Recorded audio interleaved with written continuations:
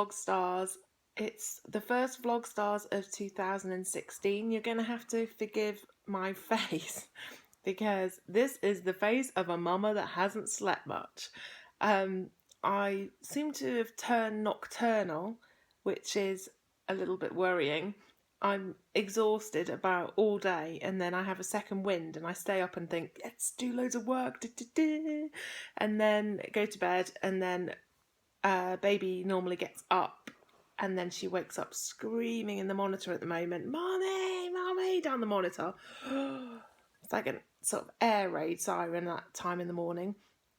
And then we're off again. So I need to probably go to sleep at like 9 o'clock one night to make up for it. But yeah, this is a bad face. But anyway, so VlogStars this month was 10 mummy confessions.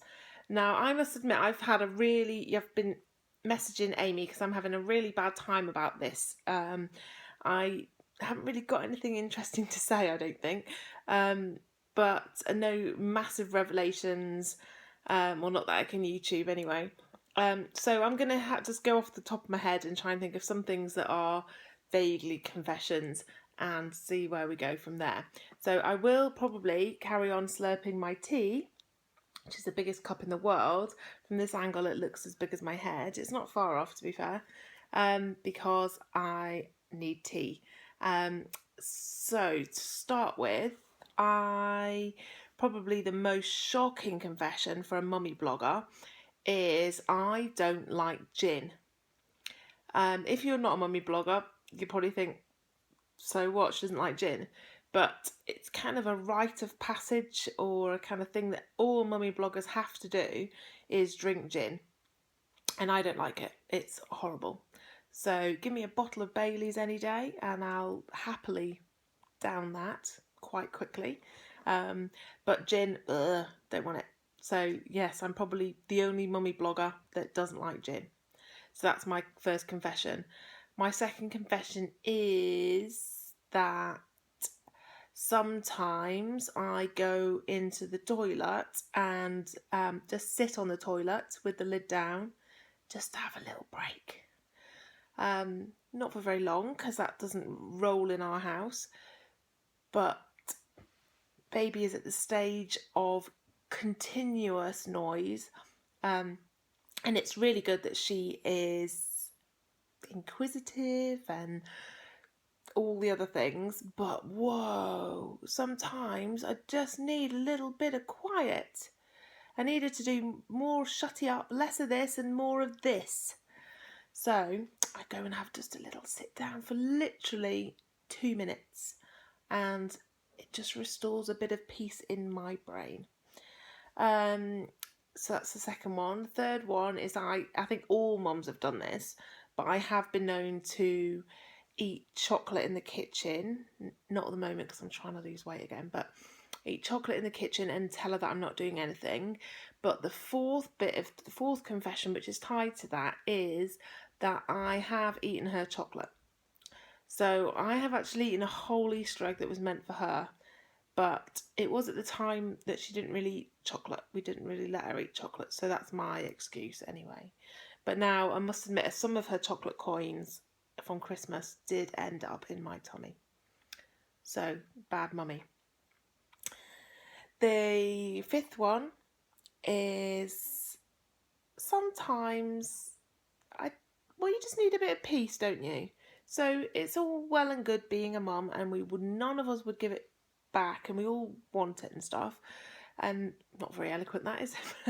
We all want to be a mum, and we all adore being a mum. But sometimes we just don't want to know, just for 5 seconds. I don't know if you feel like that, but just give me a little bit of space just for a minute. So it's tied in with going to the toilet and just sitting there. But sometimes baby is all over me and it's so lovely. But some days you're a little bit touched out and you're just a little bit like, just give me 2 seconds where you're not standing on me or hauling me around the neck or all these things that are meant to be affectionate. But sometimes, I don't know if you've got a toddler, well, not really a toddler anymore, but a 2-3-year-old. She's like a bull in a china shop, and I feel sometimes like I've gone 10 rounds with Mike Tyson, and sometimes need a little bit of a minute just to kind of regroup and be in my own space. I think as a mum, we sort of sometimes stop being ourselves, and sometimes we just need a bit of space just to be ourselves without any third party, if that makes sense. So I don't know where I've got up to, but that's probably about 5 or 6. I used the Santa thing a lot in December in the run up to Christmas. So I used the, if you're not good, Santa won't bring you any toys. Oh, you better be good because the elf's watching. And I know some people don't agree with the whole elf thing, but I'm the mom of a very strong-minded child, and if I can use anything to make conflicts just go and there's no need for shouting or something, then I'll do it. That's fine, you know. So that's probably number 6. Number 7 is I will bribe my child all day long if necessary. Maybe not all day long, but I will say, if you're good, I will get you whatever it is. Sometimes around the shop, or if I need to do something and she's being a nightmare, then, and she doesn't listen to me as much as she listens to her dad, so I do have battles, then I will say, you know, whatever it is, not a massive big toy or anything, but I will say, I'll, you know, give you this, or you can do this if you're good now, which is not parenting of the year, is it? But anyway. What else? So number 7 is I will threaten to take, it's probably not a confession because it's probably not a bad thing, but I will threaten to take her toy off her, one of the ones that she loves at the moment, if she doesn't do something. So it's kind of like blackmail. So it's a little bit step further than bribery. But I think also you need to start carrying through the threats a little bit. So which is what I've done the other day, which is not relevant to this, but I did, the pony was half tacked up for her to ride, and she wouldn't listen to me, and she was being crazy. So I did throw a mummy strop, and after about 4 times of asking her to do a certain thing, and having her just ignore me and laugh and carry on, I took the tack off the pony, put it back in the tack room, picked her up, put her in the car, drove home with her screaming all the way, 15 minutes of her going, I want to ride, like constantly. It's surprising I stayed on the road. And we didn't ride the pony, we came home. That was it. I was tough mummy. So that's a confession for me, because I'm not normally that tough. So number 8, I'm really struggling now. So I think that's probably all of the confessions that I can come up with. Good luck to you if you got to 10, because I struggled to get this far, as you can tell. So again, please forgive my face. Hopefully it doesn't always look quite so tired and quite so rough. Look at the bags, man. I need to drink this tea, so I'm going to wrap this up.